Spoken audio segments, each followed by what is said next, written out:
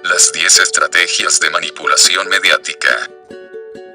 El lingüista Noam Chomsky elaboró la lista de las 10 estrategias de la manipulación a través de los medios. 10 estrategias de manipulación mediática, social y económica. Noam Chomsky, una de las voces clásicas de la disidencia intelectual durante la última década, ha compilado una lista con las 10 estrategias más comunes y efectivas a las que recurren las agendas ocultas para establecer una manipulación de la población a través de los medios de comunicación. Históricamente, los medios masivos han probado ser altamente eficientes para moldear la opinión pública. Gracias a la publicidad mediática y a la propaganda, se han creado o destrozado movimientos sociales, justificado guerras, matizado crisis financieras, incentivado unas corrientes ideológicas sobre otras, e incluso se da el fenómeno de los medios como productores de realidad dentro de la psique colectiva. Pero ¿cómo detectar las estrategias más comunes para entender estas herramientas psicosociales de las cuales, seguramente, somos partícipes? Afortunadamente Chomsky se ha dado a la tarea de sintetizar y poner en evidencia estas prácticas, algunas más obvias y otras más sofisticadas, pero aparentemente todas igual de efectivas, y desde un cierto punto de vista, denigrantes.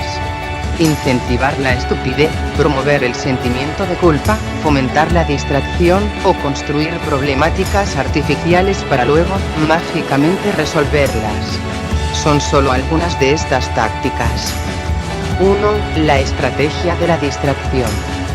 El elemento primordial del control social es la estrategia de la distracción, que consiste en desviar la atención del público de los problemas importantes y de los cambios decididos por las élites políticas y económicas, mediante la técnica del diluvio o inundación de continuas distracciones y de informaciones sin importancia. La estrategia de la distracción es igualmente indispensable para impedir al público interesarse por los conocimientos esenciales, en el área de la ciencia, la economía, la psicología, la neurobiología y la cibernética. Mantener la atención del público distraída, lejos de los verdaderos problemas sociales, cautivada por temas sin importancia real. Mantener al público ocupado, sin ningún tiempo para pensar. 2. Crear problemas y después ofrecer soluciones. Este método también es llamado problema, reacción, solución. Se crea un problema, una situación prevista para causar cierta reacción en el público, a fin de que éste sea el demandante de las medidas que se desea hacer aceptar. Por ejemplo, dejar que se desenvuelva o se intensifique la violencia urbana, o organizar atentados sangrientos, a fin de que el público sea el demandante de leyes de seguridad y políticas en perjuicio de la libertad. O también, crear una crisis económica para hacer aceptar como un mal necesario el retroceso de los derechos sociales y el desmantelamiento de los servicios públicos. 3. La estrategia de la gradualidad. Para hacer que se acepte una medida inaceptable, basta aplicarla gradualmente, poco a poco, por años consecutivos. Es de esa manera que condiciones socioeconómicas radicalmente nuevas, neoliberalismo, fueron impuestas durante las décadas de 1980 y 1990. Estado mínimo, privatizaciones, precariedad, flexibilidad laboral, desempleo en masa, salarios que ya no aseguran ingresos decentes. ¿Nos suena, verdad? Tantos cambios hubieran provocado una revolución si hubiesen sido aplicados de una sola vez y no de forma gradual como se ha hecho. 4. La estrategia de diferir. Otra manera de hacer aceptar una decisión impopular es la de presentarla como dolorosa y necesaria, obteniendo la aceptación pública, en el momento, para una aplicación futura. Es más fácil aceptar un sacrificio futuro que un sacrificio inmediato. Primero, porque el esfuerzo no es empleado inmediatamente. Segundo, porque el público, la masa, tiene siempre la tendencia a esperar ingenuamente que todo irá a mejorar mañana y que el sacrificio exigido podrá ser olvidado. Esto da más tiempo al ciudadano para acostumbrarse a la idea del cambio y de aceptarla con resignación cuando llegue el momento. 5. dirigirse al público como criaturas de poca edad. La mayoría de la publicidad dirigida al gran público utiliza discurso, argumentos, personajes y entonación particularmente infantiles, muchas veces próximos a la debilidad, como si el espectador fuese una criatura de poca edad o un deficiente mental. Cuanto más se intente buscar engañar al espectador, más se tiende a adoptar un tono infantil. ¿Por qué? Si uno se dirige a una persona como si ella tuviese 12 años o menos, entonces, en razón de la sugestionabilidad, ella tenderá, con cierta probabilidad, a una respuesta o reacción más infantil y desprovista del sentido crítico de un adulto. 6.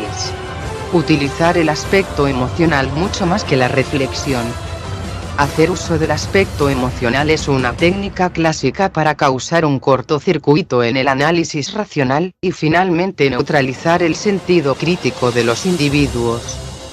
Por otra parte, la utilización del registro emocional permite abrir la puerta de acceso al inconsciente para implantar o insertar ideas, deseos, miedos y temores, compulsiones, o a inducir determinados comportamientos. 7. Mantener al pueblo en la ignorancia y la mediocridad. Hacer que el público sea incapaz de comprender las tecnologías y los métodos utilizados para su control y su esclavitud.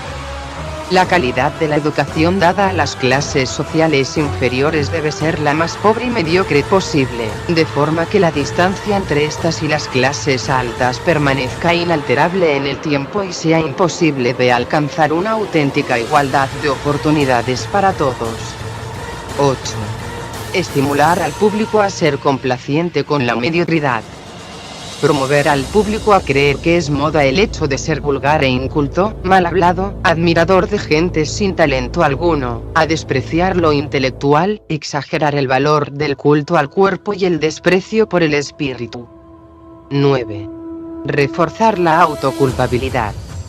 Hacer creer al individuo que solamente él es el culpable de su propia desgracia, por causa de la insuficiencia de su inteligencia, de sus capacidades o de sus esfuerzos. Así, en lugar de rebelarse contra el sistema económico y social, el individuo se autoevalúa, se autoinculpa, lo que genera un estado depresivo, uno de cuyos efectos es la inhibición de su acción. Y sin acción, no habrá reacción ni revolución. 10. Conocer a los individuos mejor de lo que ellos mismos se conocen. En el transcurso de los últimos 50 años, los avances acelerados de la ciencia han generado una creciente brecha entre los conocimientos del público y los conocimientos poseídos y utilizados por las élites dominantes.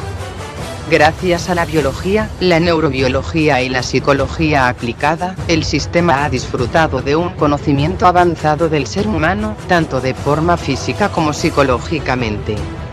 El sistema ha conseguido conocer mejor al individuo común de lo que él se conoce a sí mismo.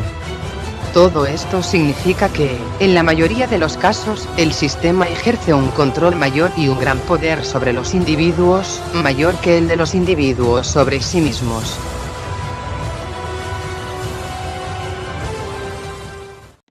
Mande copias a sus amigos, 9 de cada 10 las estarán esperando. Millones quieren ser informados. El terror se basa en la incomunicación. Rompa el aislamiento. Vuelva a sentir la satisfacción moral de un acto de libertad. Derrote el terror. Haga circular esta información. Rodolfo Walsh, periodista, escritor y traductor, desaparecido en Buenos Aires, Argentina.